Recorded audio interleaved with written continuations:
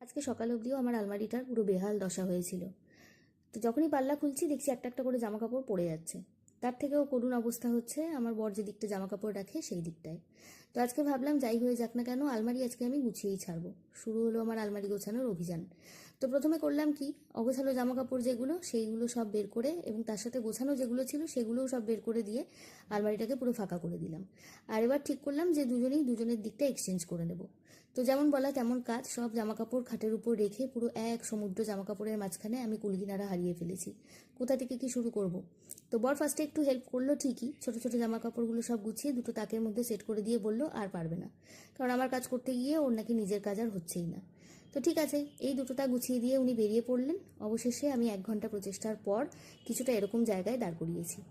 দুটো দিক আমরা এক্সচেঞ্জ করে নেওয়ার পর এখন ফাইনালি আমার মনে হচ্ছে যে একটু রিলিভড। তো এই ছিল আজকের ছোট্ট একটা মিনি ব্লগ। বাই।